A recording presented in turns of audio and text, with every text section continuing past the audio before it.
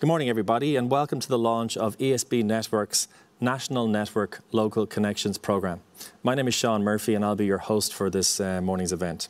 Joining us today are Minister Eamon Ryan, Minister for Environment, Climate and Communications, Nicholas Tarrant, Managing Director of ESB Networks, Ellen Diskin, National Network Local Connections Programme Manager with ESB Networks, Mary Donnelly, Chair of the Climate Change Advisory Council, and Professor Lisa Ryan of the Energy Institute at GCD. There'll be a Q&A after this event. If you're on Zoom, please raise your hand and we shall come to you. If you're on Hop-In, please use the chat function. There'll be lots of time for answering questions throughout the course of the event and we'll happily come to you in due course. So without further ado, please let me introduce you to Nicholas Tarrant, Managing Director, ESB Networks. Thank you, Sean, and good morning, everybody. Firstly, I'd like to extend a very warm welcome to all of you who've joined us this morning for this very important launch. I know there's huge interest in today's event and thank you for taking the time to be with us this morning.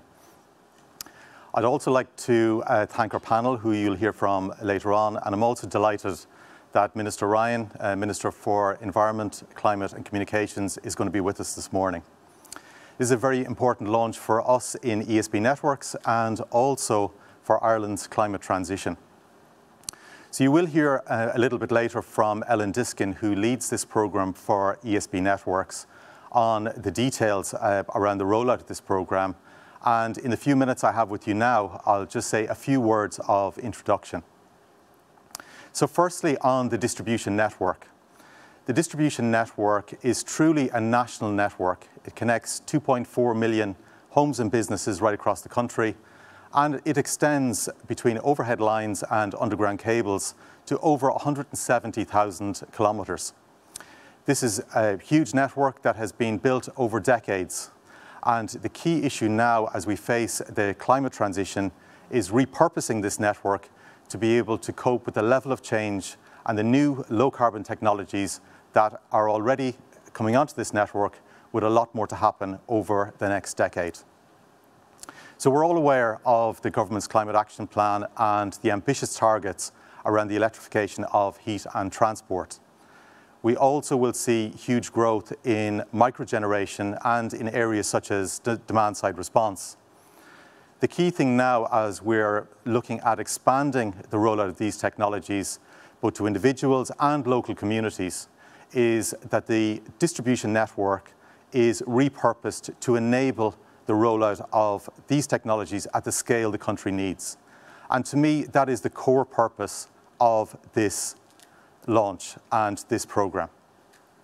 So the last thing I'll say in the introduction is just to issue an invitation to all of you, and in fact to the wider community, to really engage with us on this journey. We need your input, your ideas, your perspective. This is a national programme. It's going to go on over multiple years, and we will not be able to do this ourselves. We need your input to really and truly make this a success. So thank you, and I hope you really enjoyed today's events, and I'll be back for the Q&A a little bit later. So at this point, I'm delighted to say that we're joined by Minister for Environment, Climate and Communications, Eamon Ryan TD. And Minister, thank you very much for taking the time to be with us this morning. And I'll hand over to you for your remarks, please.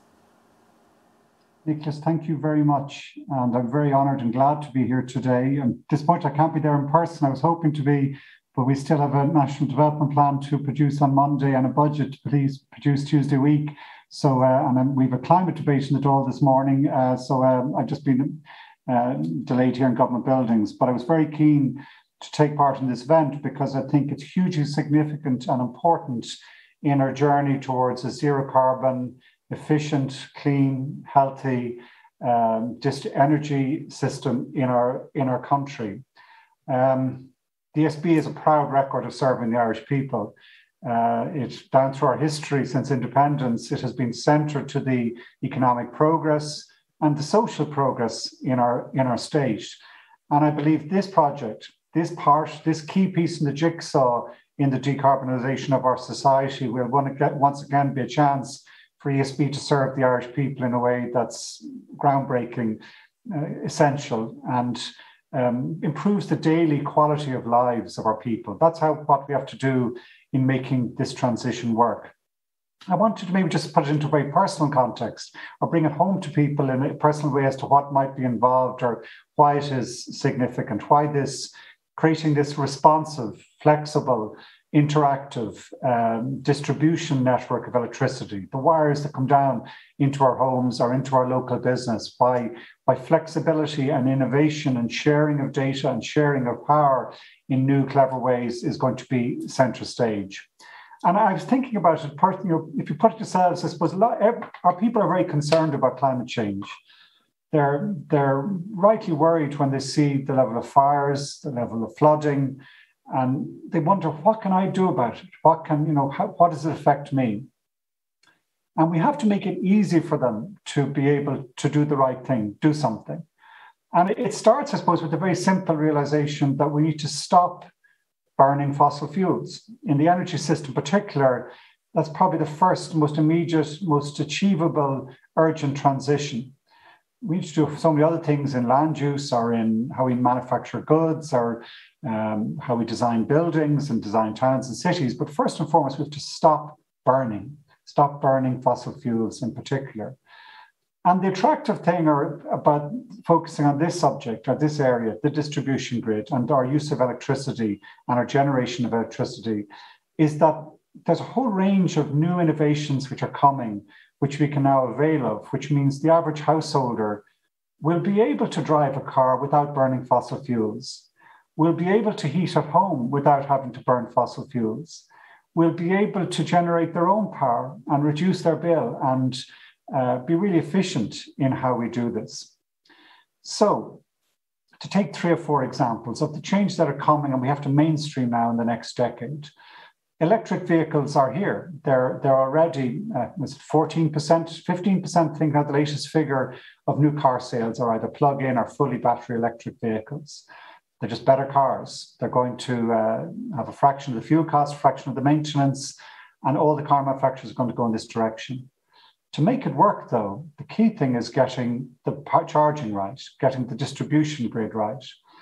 And it was interesting, I was at the European Council meeting last week, Energy Council, and one of the key issues we were discussing is a standard way in which we can design that charging system so it sends power back as well as into the car.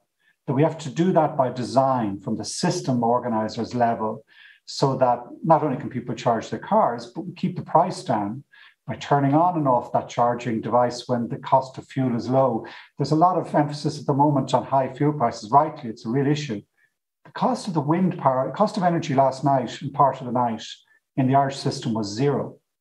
It was a zero cost of electricity in the middle of last night because there was so much wind. So if the ESB can set up a system that really charges up everything at that time, zero fuel costs, that saves people money. And everyone knows as well, we're in a very tight power situation. If we could also design a distribution system so it plays its part when the wind isn't blowing and being able to tap into that resource, that'd be hugely significant, huge capability. So that flexibility in the EV charging backwards and forwards is one of the areas I hope that this consultation process might lead us towards. Second example is heat pumps.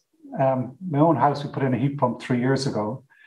I haven't touched it since. It's incredible, efficient technology. Again, like the EV systems, it's just better technology. It creates it turns that differential between outdoor temperature and indoor temperature through a heat exchange, like a reverse fridge, into hot water, which we can heat our homes. And again, the real advantage is that we can switch it on and off. It can give us some of the balancing capability. We can tap into the cheap power supplies when that wind price is so strong that the price of power is really low, heat up our water. Water stays hot for a good time. The radiators give warmth for a good time. So that flexibility is a second example how new technologies that's coming. It's here now, available, better. That flexibility in the grid to switch on and off is really key. Third example, very simple, but and it's arriving. It's here already, the PV panels and solar thermal water on the roof. But PV particularly, because we will by the end of this year have introduced regulations which will allow us to sell that back, excess power we may have back to the grid. And again, it's if we'd had all the PV we could possibly generate in the last 6-7 weeks when power was tight, when it was very calm and it was still sunny summer days, actually that PV would have been really useful in balancing our system. To make it work, we need smart engineering at the distribution grid. The ESB are doing a good job. They've rolled out 500,000 smart meters now, and we're going to go roll them out to the rest of the housing network. Those meters can help provide that balancing capability, switching things on and off, sending price signals, sending back data so we understand what's going on, bringing together tens of thousands, hundreds of thousands of small individual transactions to form a balancing grid that helps EirGrid in the transmission side, helps keeps the prices down, and helps cut out the carbon. So this technology is here. We have, as a people, we've everything we need to be able to use it. We have a really high quality distribution company. We have strong public confidence in our networks and systems. We can apply the same sort of public cooperation, the public engagement that we've done in the COVID crisis to the climate crisis. We can share data, swap power, balance our system in a way that makes us a leading zero carbon, really efficient, warm, healthy society.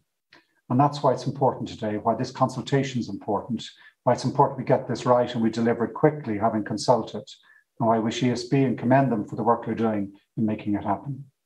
Thank you, Nicholas. Thank you very much, Minister. And thank you again for being with us this morning. I know you share a passion for this programme.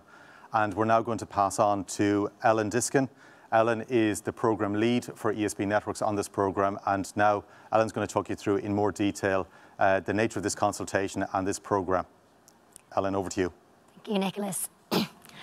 Right. I'm under strict orders to keep this brief and keep it simple, so I'm going to cut straight to the chase. Why are we doing this programme at all? Well, why did we do rural electrification? We did it because we knew it would improve the quality of life and the prospects of all Irish citizens, and it would help to build a better future for our kids and our grandkids. We knew that we'd only be able to adopt new technologies and build our lives and our livelihoods around them if we had the right infrastructure. 70 years later, the answer is the same. We're doing this because we want to build a secure, sustainable future for our kids and grandkids in Ireland. We need the right infrastructure to support that. Every single one of us in our homes, our farms, our businesses across Ireland are going to be using more electricity and using it really differently over the next few years. Did you know that there are times and days already today when you could be running the washing machine or the dishwasher on electricity that's 3/4 renewable? Did you know that if you live in a street where one by one solar panels are going up, that plenty of the time you're probably sharing in the carbon benefit of the sunshine on your neighbour's roof?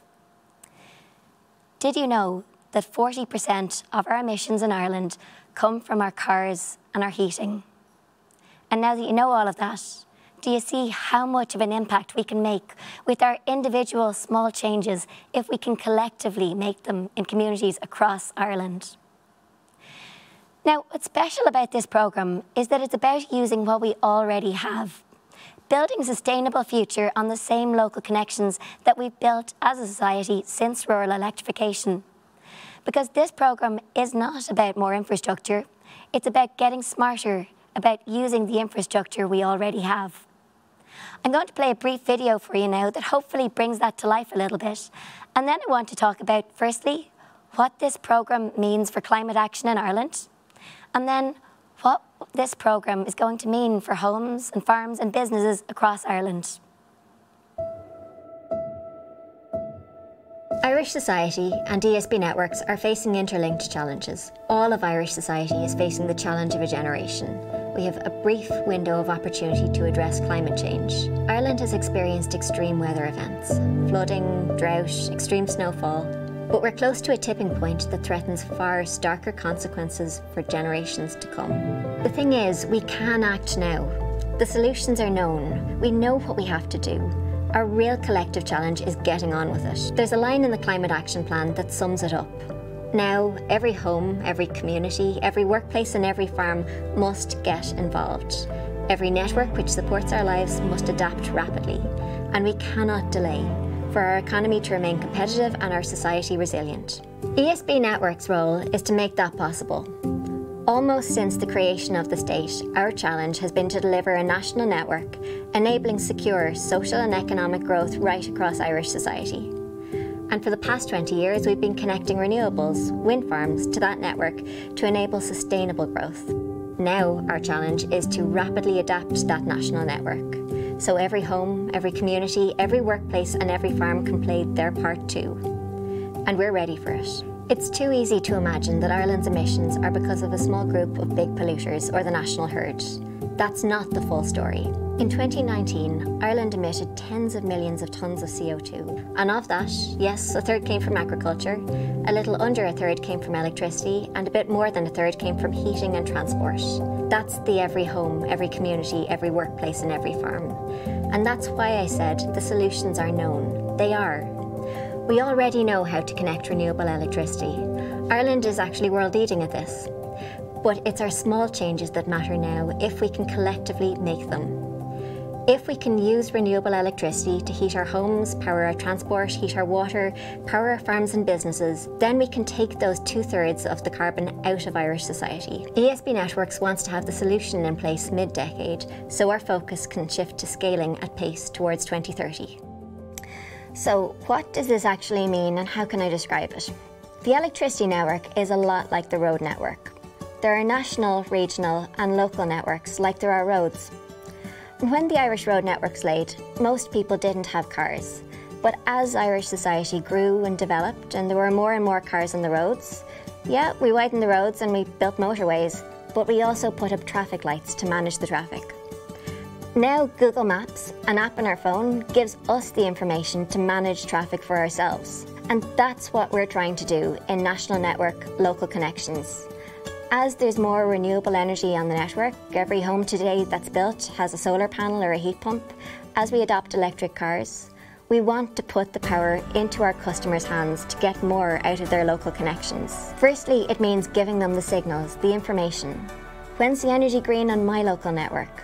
When could my energy usage make a difference, drive my carbon footprint down or save me money? And secondly, it means giving them the agency, the technology and the incentives that make it easy to do something about it.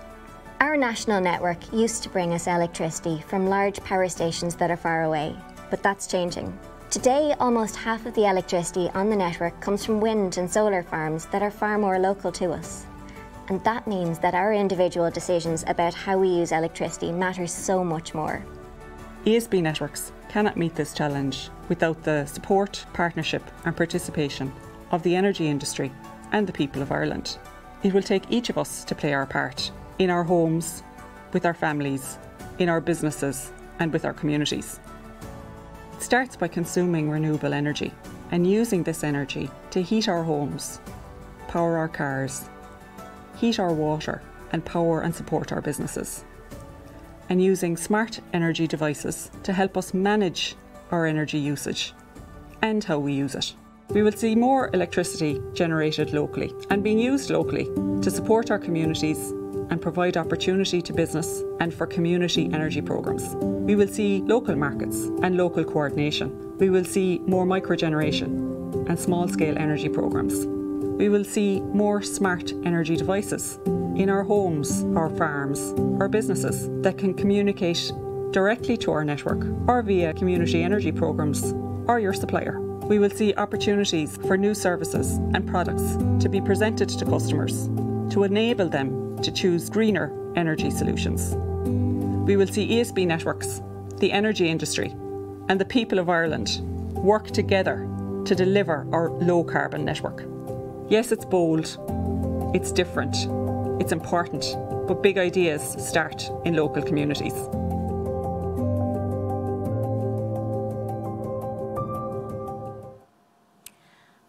Okay, so let's get specific. 1/3 of Ireland's emissions come from agriculture, 20% come from electricity generation, and that goes down year on year, and 40% comes from heating and transport. Heating and transport, that's you, that's me, that's the every home, every community, every workplace and every farm that they talk about in the Climate Action Plan. Emissions are not someone or something big and far away. They're something that you and I and all of us have the power to address if we act together. The Climate Action Plan, Ireland's strategy to take the carbon out of Irish society, is to finish the job that we've started, taking carbon out of electricity, and use that renewable electricity to heat our homes and power our cars. The solutions are known. It is just a matter of getting on with doing it. We're already #1 in the world for connecting onshore wind, and in this decade we're connecting much more renewable energy than we're connected the same amount in this decade as we've connected over the past 3 decades twice over. But it's not just about big developments anymore. Like the Minister said, over 1/3 of new homes have solar panels on their roofs. This is becoming accessible to everybody. But as a society, we could get much more out of our renewable energy than we're getting today. We already spill or waste a lot of the wind or solar energy that we generate when there's too much of it, either locally or nationally. To support more renewable energy on the network and get more efficient about how we use it, the part of the solution that's known but needs to happen fast is getting electric cars and heating onto the network, getting smarter technologies into our homes, our farms and our businesses, and getting smarter about our energy. And with the right technology, the existing network infrastructure that already reaches every Irish home and farm and business can support that new and increased purpose. Our vision, our purpose in the National Network Local Connections programme is to make that a reality for every home and farm and community across Ireland. This is about getting smarter about how we use the infrastructure that we already have, making the connection between how we use and store energy to heat our homes and power our cars, and how we're generating it locally from the sun and the wind, so we can drive up renewable energy on the network and drive down our national carbon footprint. So what's this actually going to mean for our communities and our industries? Okay.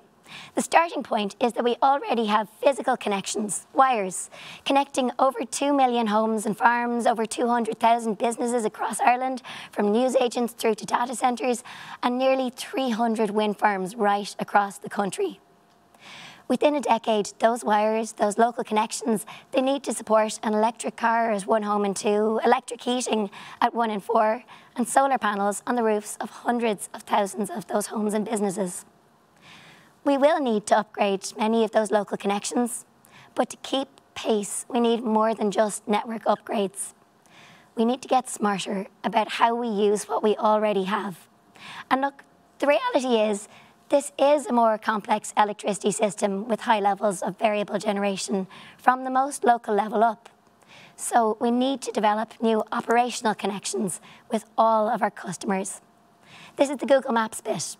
We, ESB networks, need to monitor and predict the electricity flowing on the local connections, and we need to share that information with our customers so they can take control and manage how they're using the energy that's available on their local connections. For wind and solar farms at a local level across Ireland, this is quite a natural next step. But in our homes and in the community, it will be a change. So for this to work, customers will need to have the right technology in their homes or businesses. It's not just the car charger, it's a smart charger. It's not just a solar panel, it's a smart one. We also need to put in place new market connections. We all want to leave something better behind, but it needs to be affordable. People need some kind of payback, a dent in their electricity bill that they're in control of. So we're going to need to make the market connections offering local market-based incentives, though it may well be that electricity suppliers or aggregators, emerging energy companies, trade on behalf of individual customers and pass that incentive on. And that brings us to the people connections. We cannot do this alone, like Nicola said, because it's not just about how we route power from our control centre. This is as much, if not more, about what happens in our homes and in our businesses behind the connection point on the wind or the solar farm. We need to go out and ask the question and understand what makes this meaningful for people, empower individuals and communities to play a role in the energy transition, make sure that they're getting timely, relevant information. We also need to work hand in hand with other organisations up and down the supply chain, also supporting customers. This programme will support the development of new business models right across the energy sector. And now we're beginning. Over the course of this year, an enormous body of research, analysis, design and development has been completed by a team of engineers and market experts and data scientists and communication specialists, amongst others. We'll move from design and consultation this year into early piloting on the ground from next year. The coming 2 years are about piloting and that early rollout, and a wider rollout will then follow. We know that we're entering a period of uncertainty and change. Over the coming years, technologies will change, and the energy needs of Irish homes and farms and communities will too. We plan to begin putting the foundational technologies in place now, so we'll be able to adapt to those changing needs later. And throughout the life of the programme, we'll pilot new solutions and act on what we learn. Starting small, then growing, there'll be opportunities for business customers, wind and solar and battery farms, and ultimately communities and households to participate in energy management and demand-side flexibility. There's a lot to do though. Foundations to lay, technology, markets, people and behaviours, so we need to start now. To deliver this programme, we're going to need to commit the right resources and act now, accepting the uncertainties that come with that. By the end of this year, we're coming to a decision point when our targets are going to be set and we begin to act. ESB Networks serves and is funded by all electricity customers. So all our customers will share in the benefit, but they'll also share in the costs and the risk. So we want customers and stakeholders to have an opportunity to weigh in. To help start that national conversation, we're commencing a series of publications and consultation, sharing insights as to why we think it's important to engage with these questions now, and setting out proposals for what we want to do something about it. Finally, we want to thank the stakeholders who've already begun to weigh in. They've helped us to reflect the views and the experience of community representatives, sustainable energy experts, the renewables industry, energy suppliers, and emerging energy companies in what we propose. So thank you very much to those of you who've been involved to date. Look, ownership is part of our identity in Ireland. This programme is about taking ownership of our energy. Right across Irish society, in our homes, our businesses, in the electricity industry, we want to leave something better behind. And with the right information and support and technology, we will. You heard it earlier, but I'll say it one last time. This is bold, it is different. It will take individuals, communities, innovators, and the electricity industry working together. But in Ireland, we do big ideas, and they start in our local communities. So thank you.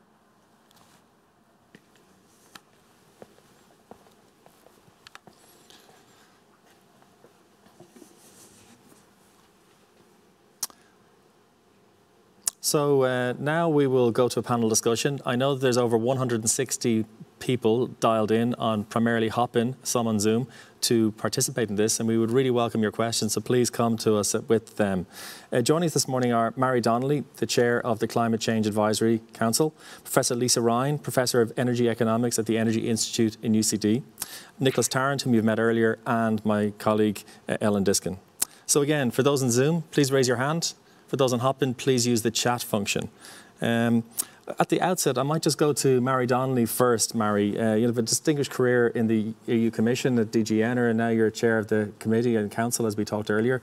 Any reactions to what you've heard this morning? Good morning, Sean, and thank you for the invitation to join this conversation today. I'm very excited about this because this is the start of the future for Ireland. And I really believe that Irish people who are very adaptable and curious about how to do new things and ultimately able to take the measures that will benefit themselves, both in terms of their comfort and their cost, will avail of this opportunity. And I welcome the rollout of this. I would even go so far as to say, the sooner the better, the deeper the better. This is something that we need, and I think we will use to the benefit of everybody. Thank you for that, Mary, and we'll come back obviously over the course of the Q&A. Professor Ryan, you're an engineer and an economist and professor in the Energy Institute and School of Economics. Any thoughts in your initial reactions to what you've heard this morning? Well, thank you very much, Sean, and thank you, ESB Networks, for inviting me here today. I'm also really delighted to see the start of this programme. I think, you know, often when we think about reducing our carbon emissions, we think about, you know, big renewable power supply, big wind farms.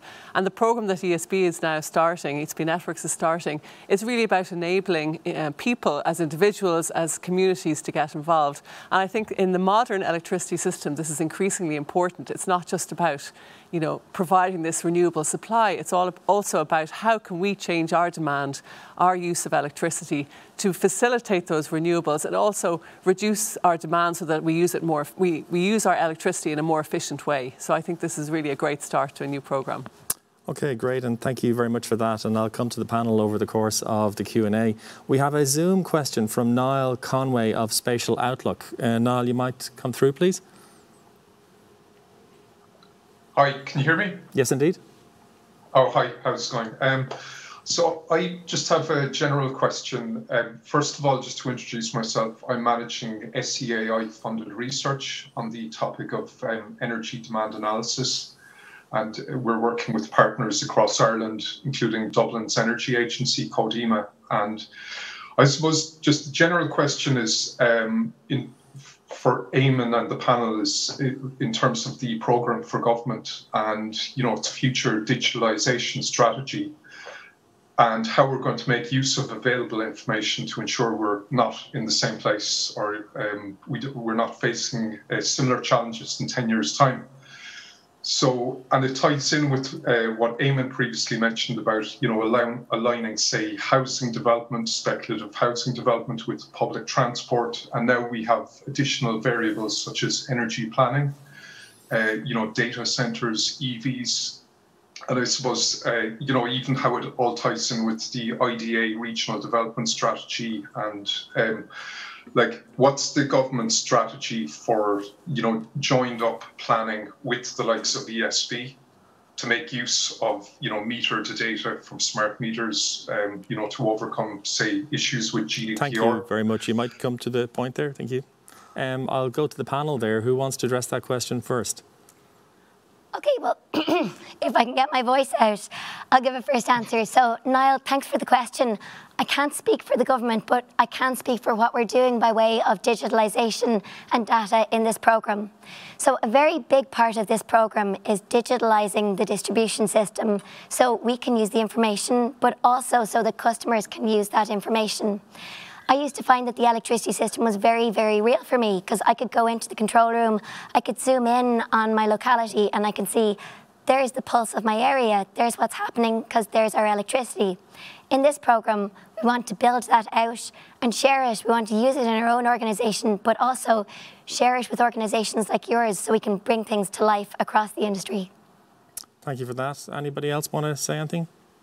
If I may, just one general comment, Sean. I think the question you've raised is very relevant in that I think the key issue that we need to think about going forward in terms of energy is to look at the services that we as individuals and our society and our economy get from energy.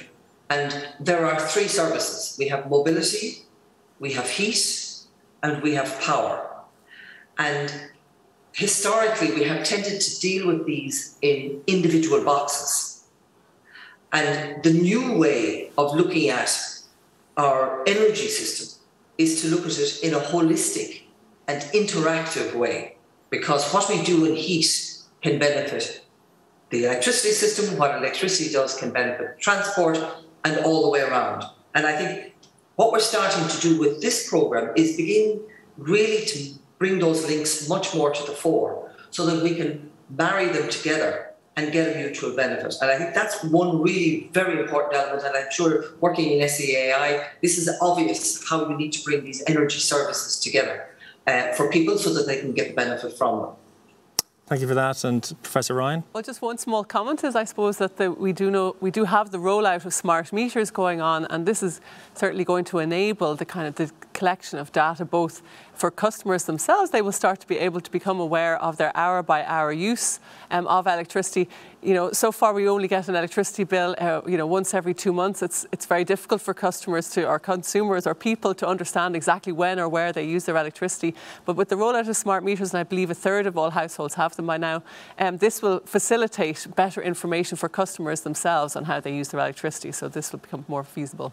OK, thank you for that. I'll go to another Zoom question from Bobby Smith of Wind Energy Ireland. Thank you, Bobby. Hi, thanks very much. Yeah, and thanks very much for the great presentation. It's really good to see the scale of the ambition in this work and how a smarter, more flexible distribution system can aid the integration of renewables on our system and maximise our renewable energy resource. My question is really about the scale of the resource of the distribution resource that is available. So we talked about the number of smart meters, heat pumps, electric vehicles. Have ESB Networks done any research into, let's say, the volume of this resource and what it can deliver in terms of renewable integration and how it can move the needle in terms of dispatch down, for instance? Thank you for that. Ellen? Absolutely. So fairly soon, Bobby, I'm going to be directing you to our website, to where we're publishing actually a lot of research we've been doing to help us develop out this programme. So modelling the entire Irish distribution system, using scenarios for the coming decade with those cars and heat pumps. The SEAI have been supporting us in good projections and scenarios for where they're going to be.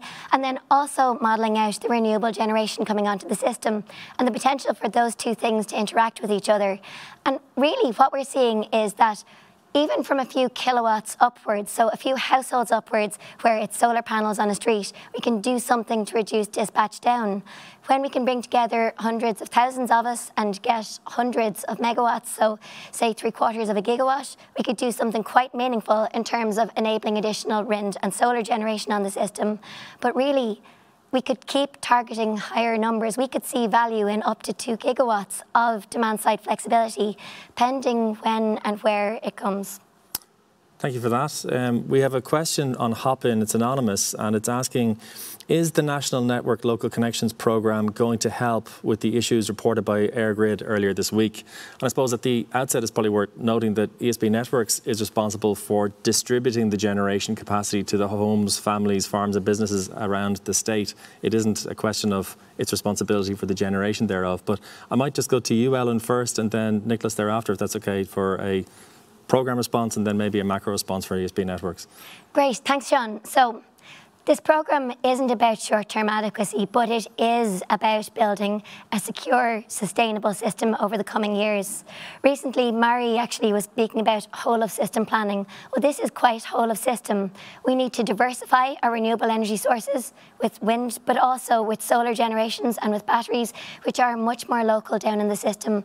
And then we need to start using and storing that generation in smarter ways to get more out of it. So we're not about the short-term adequacy issue, but we are about a secure and sustainable long-term system in Ireland.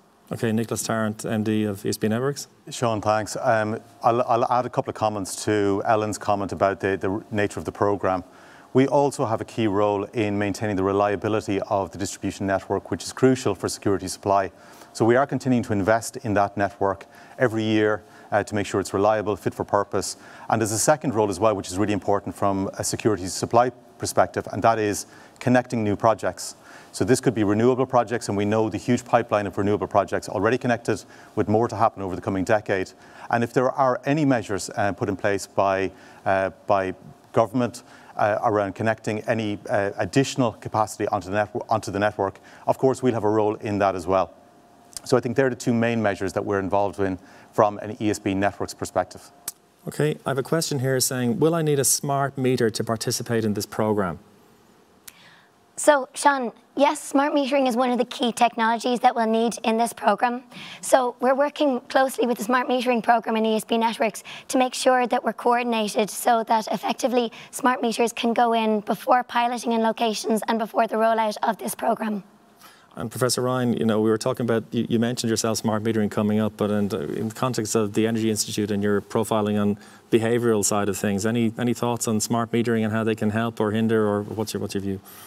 Yes, well, we have carried out surveys of customers, well, not customers, just individual households, nationally representative households, on their adoption of EVs, for example, and heat pumps. And we've, with the support of ESB Networks, carrying out these surveys. In fact, we've used that data then to try and model, what will be the likely adoption right through to 2030 in terms of what it'll cost. And electricity prices plays a role in that, because people are more likely maybe to change behaviour if their electricity prices will, give them a signal that maybe they should charge their electric vehicle at night time when prices are lower. And so smart meters, of course, plays a role in providing those detailed electricity tariffs that are starting to become available for many of the electricity suppliers. Okay, thank you very much. I might come to, here's a question here, it's from Hoppin again. Could we achieve our 2030 target without the National Network Local Connections Programme? And again, this one I might go to you, Ellen, for the programmatic answer. And then, Mary, I might just come to you just from a climate advisory role perspective on that, if that's okay with you. So if you want to go ahead there, please, first. Ellen. So this programme is really, really important to hitting our 2030 targets. The current 70% plus renewable electricity target, that will rely on us being able to operate fully or almost fully on renewables a third of the time or more. And we can't turn on the sun or the wind. So we do need to be able to use or store and control that with our electricity. So this is one of the really important foundational things in being able to hit our 2030 targets. Okay, and Mary, just from your perspective as chair of the council, any thoughts or any observations? Well, yes, indeed. For the 2030 targets, the conversion of our electricity system to renewables is fundamental. It's fundamental, obviously, for the emissions reductions in electricity itself, but it's the extent to which that electricity can then decarbonise both heating and transport that is a key to delivering on the 2030 objectives. And one of the ways we're going to be able to do that is through technology. And technology, we're all familiar with sitting before a computer or an iPad or whatever to program something. What we're looking at here is, and I'm not an engineer, so I'm going to put it into layman's language. What I hear you talk about, I'm talking about the smart meter, it's like having the router for your computer. And without it, you're not connected to the internet. And without it, you can't use the services of the internet. But when you have it then, you can go in and you can choose the app. You can choose the program that you want to do. And for example, you can choose a program that will set your equipment in your home, your washing machine, your dishwashers, your other pieces of equipment to come on in response to a low price signal. I mean, it sounds a little bit science fiction, but that's the future, and the future is really very close. And I think that's really what we're talking about today. Okay, very good. We have another question from Hoppin. It's anonymous. If my electric car or heat pump is being used to support the system, will there be a financial reward? So in this programme, yes, I mentioned earlier market connections. So we do plan on introducing localised market-based incentives for this. What we found, well, firstly, because there is a system value in it, but also because Lisa mentioned it, people do need the nudge. It may not be their primary motivation, but we all need to feel that, yes, there's something signalling or some sort of payback when we're contributing to part of a bigger system. Okay, thank you for that. I have a Zoom question from Killian O'Connor of Solo Energy. Killian, you might go ahead there, please. Hi, everybody. Yeah. Potentially a comment more so on the question, or a couple of comments that the panel might like to address. Mary Donnelly just spoke about the technology and people using their smart meters to inform their decisions to turn on and off loads in the homes, or to get cheaper pricing to turn on their washing machines, which is correct and right, and it is the way forward. And I would have liked somebody from the department to have remained on. That would have been nice. But maybe again, Mary can speak to it with her involvement with the department so far. Eamon Ryan spoke about increasing flexibility within the home, so more EVs coming onto the system, controllable heating, for example, through heat pumps. From my end, I'm involved in, our business is involved in aggregating domestic flexibility, so solar PV panels, battery systems, EV chargers, So we take away that pain from the customer in terms of managing their flexibility and doing that smart switching for them and incentivizing them to do so, as per the last question on Hopin. But I think, going back to Niall's point, there needs to be a more joined up approach to this in terms of planning regulations, getting more PV systems and batteries onto the network to allow that flexibility to be delivered to ESB networks. What ESB networks are doing is great, and I welcome it, but there needs to be more flexibility to support the system. And that needs to be incentivized through government in terms of microgeneration scheme is probably the main one that would allow more PV and batteries to come onto the system. So I would just like to get views on the joined up approach to that and increasing levels of flexibility through government policies, I guess. Mary, we might go to you first for a kind of a macro response again, recognising your role is not government per se, as the chair of the Climate Advisory Council, but any thoughts? Yes, thanks for saying that, Sean. I have to make it clear that I am not government. I most certainly am not government, totally independent of government, and probably one of the biggest critics of the actions or inactions of the departments, I think, if you ask the colleagues there. I'm going to jump a little bit to some of the experience that I had when I was in Brussels and had more involved in the wide European market. And when I look, for example, at Flanders, which is in the north of Belgium, there's over 1 million households now who have PV panels on their roofs and who operate their own electricity supply system to the benefit of the people themselves and to the benefit of their community. If I look at Grenoble in France, they've put the panels on the roofs of their apartment blocks and again developed community energy there, managing both the generation and the consumption of that energy in their locality. And I could go on with other illustrations and examples of it. And fundamental to this is a facilitatory environment in our regulations. I, for one, do not understand why you need planning to put a PV panel on your roof. I, for one, do not understand why today, which is 4 months after the directive has come into force in this country, we still do not remunerate microgeneration supply to the grid.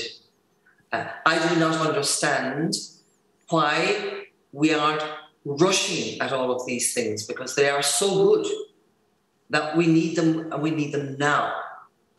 And I think a sense of urgency is perhaps one of the most important things that we need to imbibe in all of the actors at government level, in commercial levels, in the utilities, and indeed at our own level at home. So I think, bringing this sense of urgency, these things are there, they're possible. Let's just do it and just get on with it, is my view. And I encourage the department to do that every day.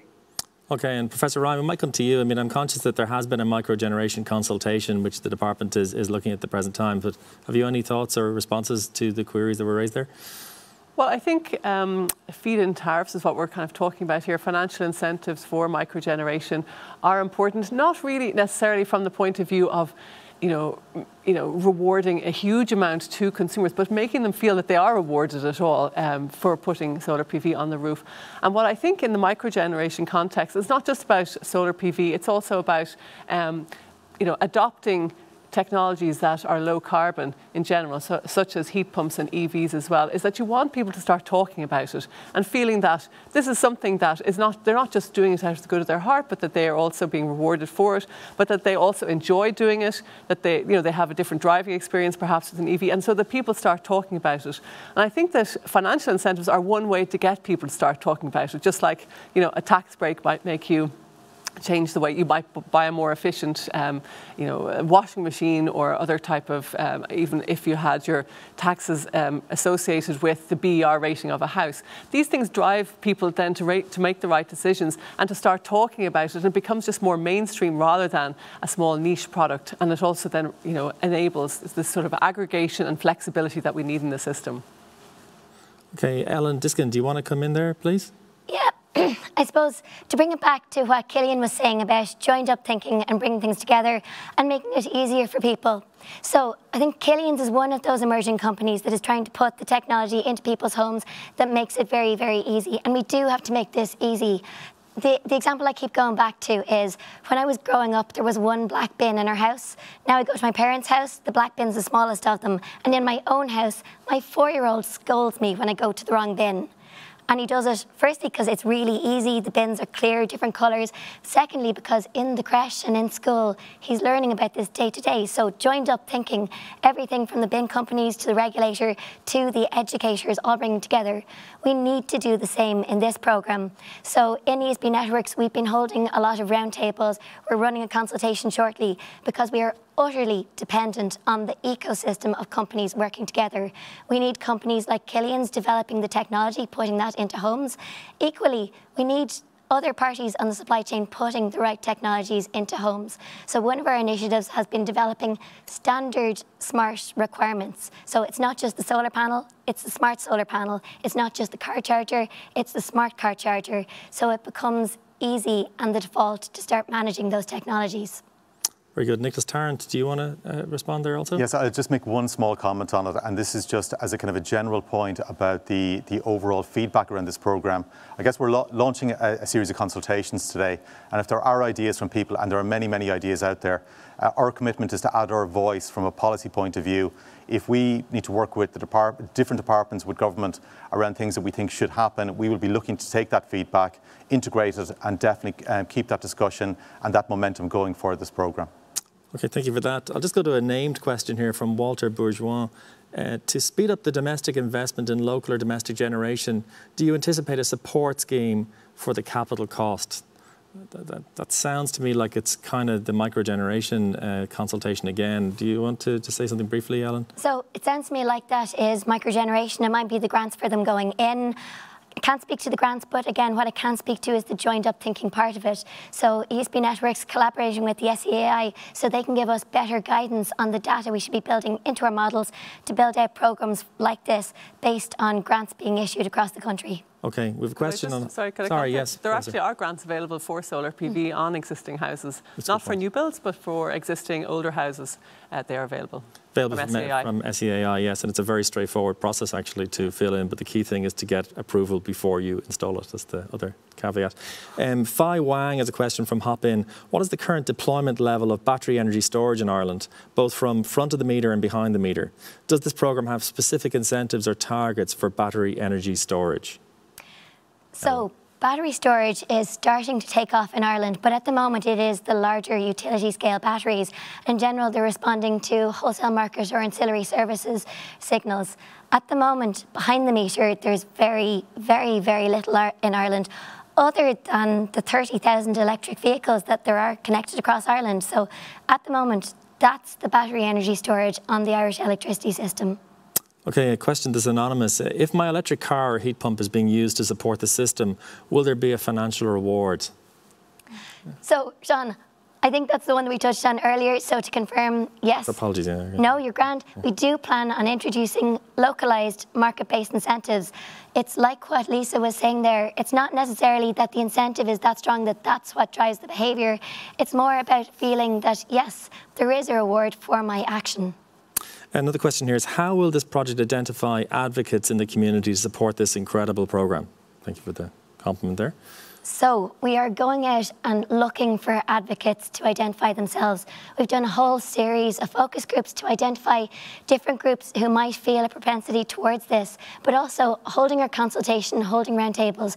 We're inviting people who know or represent the communities or the different groups or different sectors who want to be advocates for this. Lisa mentioned that we have to start talking about it. We've seen down in Dingle, where there's an Energy Exemplar community project, how the people adopting technologies getting out and talking about it, the farming community down there getting out, investing in this and talking about it makes it so much more tangible for people. We know that people don't want to hear from us about renewable energy or better energy. They want to hear from their brother or their sister or their mum or their neighbour. So we're going out, we're saying, please identify yourselves, register your interest at engagement@esbnetworks.ie because we are looking for the advocates. We're running short on the questions at this stage, but I have a question here from Denise Costello. We have to do something, I agree, but what are the challenges outside of human attitude, e.g. use of precious metals, waste left from producing solar panels, turbine products and disposal of batteries? Any thoughts? I'll go to Nicholas. Do you want to start there, please? Yeah, I think one of the most important things with this programme overall is, and Ellen mentioned it in her presentation, is about optimising the use of existing resources. So the conventional investment in the electricity network, and I mentioned earlier on about the scale of the distribution network, is to keep investing in the likes of with copper, aluminium, new transformers, new cables, new overhead lines. And there will always be a need to continue with conventional investment. But what we're really looking to do here is to optimise that investment by putting in new systems to allow those local markets that Ellen talked about. So it really is about optimising the use of those resources. And I think, when you think about waste and I suppose the different examples in the question, I think what we're really looking to do here is to optimise that. And that's really what the core of this programme is about. Professor Ryan, do you want to add anything there at all? Or? Well, I would say that this is a global issue with regard to how we use our natural resources and precious metals, and the questioner is correct on that. But I do believe in innovation, and since it is a global issue, everybody is racing towards the electrification of heating and transport, and are looking for solutions to this. So I think in Ireland it would be difficult to solve that on our own, but I think that globally that we are working hard at it. And I think a programme like ESB Network, as Nicholas has just outlined, is about optimising those resources. So we have to keep going forward and hope that a solution will be found. Okay, and Mary Donnelly, any thoughts from where you're sitting? Yes, just one overarching remark perhaps is that in many ways the answer to that question is how we actually implement and operate the circular economy. And if I just take one illustration, we've had a discussion today about electric vehicles, all of which have batteries. And we know that the materials that go into the batteries, firstly, we don't have them here locally in Ireland, but even globally, they are becoming more and more of a scarce commodity. So right now, today, we have to start preparing for recycling our electric batteries. We're not just going to throw those away. We have to recycle them in a structured way so that we can harness the very precious metals and components of those products into the future. And I think this is fundamental to our thought process as we go forward in this space. Yes, what we have, let's use it to the maximum efficiency, but let's reuse what we have as much as we can, rather than going to dig up more mines and whatever across the world. Okay, ladies and gentlemen, I think we're coming to the end of the programme, so we'll wrap it up with a brief video of reaction from stakeholders right across this sector and interested in this particular programme. Before I go there, I might go to Ellen for a final word. Thank you very much, Sean. So, as we mentioned a few times, we're launching a series of consultations starting today. What I'd ask of all of you is please, please get involved. We're going to be publishing insights that speak to many of the questions that you heard from Killian, from Bobby and from Niall earlier. And we're looking for your perspective as we come to real decision points in this programme. So thank you for your time. Please go to engagement@esbnetworks.ie and register your interest, or check us out on ESB Networks' website. So just to wrap up, thanks to our distinguished panel of speakers here today. It was very much appreciated. Thanks to Minister Ryan, and also thanks to my colleagues Carol Murphy, Will Carr and Bevan Cody in setting this event up, and obviously to Verve and their colleagues here in setting this event also. So with that, we'll play the video, and thank you for your time. National networks, local connections will help to enable the transformational change needed to decarbonise our energy by optimising the use of existing grid infrastructure, reducing the need to build more.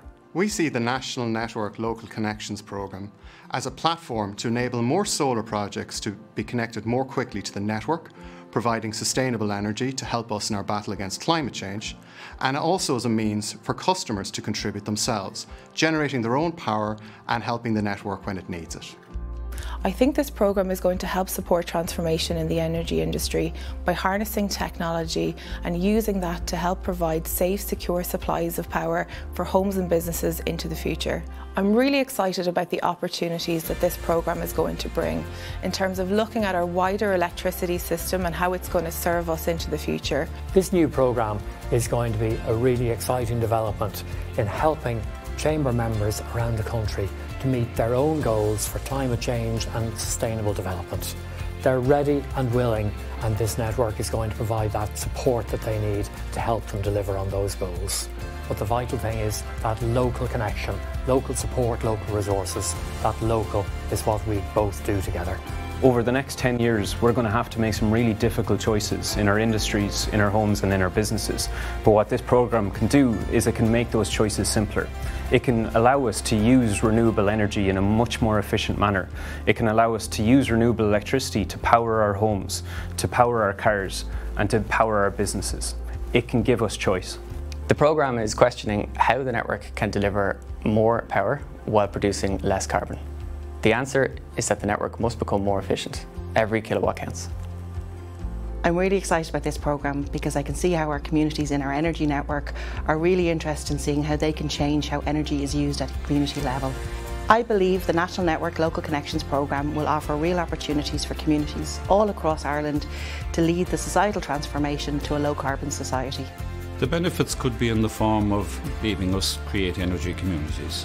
Farmers with roof space, hydros, small wind turbines. Also energy communities within parishes or villages could also be used with amenities such as schools, GAA pitches and community halls. By allowing us to deploy renewable energy through and back to the grid, peer-to-peer, locally or community owned. Allow farmers, landowners to get back to their own communities. If extra income is made, local needs equal to local connections. The farmers would like ESB networks to work with us and help us understand how we can put renewable energy back into the grid. It's really clear that it's only by working together that we can deliver the solutions needed to face the existential challenge that is climate change. Participating in projects that trial innovative ways to tackle societal problems allows people to identify opportunities for new markets and new businesses to support those markets. We know from the previous ESB network trials here that communities are ready and eager to get involved. They simply need the channels to do this. We'd like to thank our stakeholders for the insights they've shared so far. This is that once-in-a-generation opportunity where across different organisations we're all ready to stand together and deliver change. Delivering Ireland's climate actions targets is going to take a national effort. ESB Networks is ready to do our part, and our National Network Local Connections programme is about empowering our customers to participate and play an active role. We are ready to deliver, and we have a history of delivering, but we cannot deliver this alone. In collaboration, we will build new kinds of connections at a local level.